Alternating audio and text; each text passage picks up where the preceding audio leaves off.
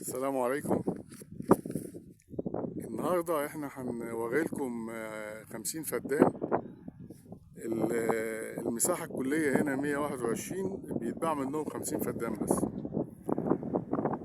الأرض دي في نجع حميد عريبي بجانب قرية 29 بنجر السكر، ودي الزراعة بتاعت قرية 29. طبعا الشجر كله تفاح هنا، ما شاء الله القرية دي كلها تفاح.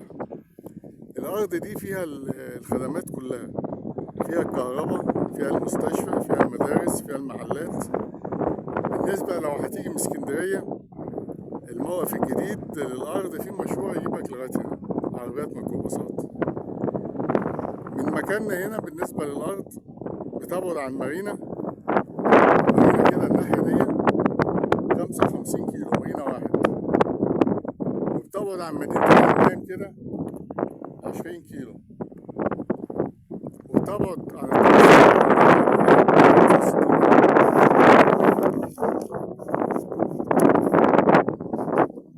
التربة بتاعتها دي طافلة على رملة بتنجح فيها كافة المحاصيل. وبالنسبة للأشجار، طبعا العنب بيجود فيها هو الجوافة والخوخ والبرقوق والكمثرى، وبيجود فيها جدا شجر التفاح. هنا القرية هنا كلها تفاح، يعني ما شاء الله الله أكبر. يعني مصدر ري بالنسبة للأرض دي هتبقى في ماسورة مية من الترعة، وفي محطة تحلية. الأرض دي لها 2 ملف، الأول في الهيئة اللي هي تعمير الصحاري في الدقي سنة 2009، ولها بطاقة حياة زي، ولها ملف في مجلس مدينة الحمام. بالنسبة للأرض هنا دي هتتسلم بماسورة المية، وهتتسلم بمحطة التحلية وبالكهرباء، وبالملفين 50 فدان، وسعر الفدان 200,000. صاحبهم انت هتدفع جزء هيكمل لك بقية الموافق اللي فيها، وبعد كده يسلمك الأرض. عايزين تبصوا على طبيعة الأرض.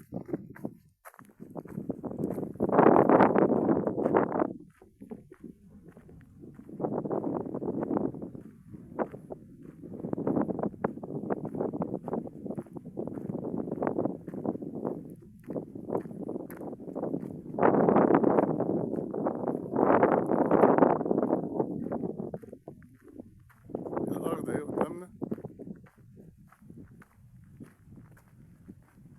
طبعا بالنسبة للأرض، جوه الأرض مفيش أي نوع من الدبش، نضيفة جدا يعني.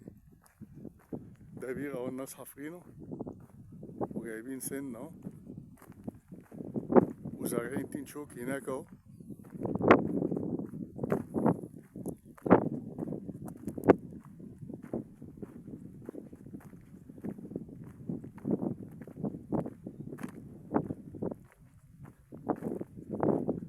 ده سباق أهو هناك مكان السماد بتاع التين الشوكي. الأرض مستوية، يعني أنت لو هتزرع أشجار مش هتحتاج إن أنت تساوي يعني. سعر الفدان 200,000. الاتصال 0120 180 8594. والسلام عليكم.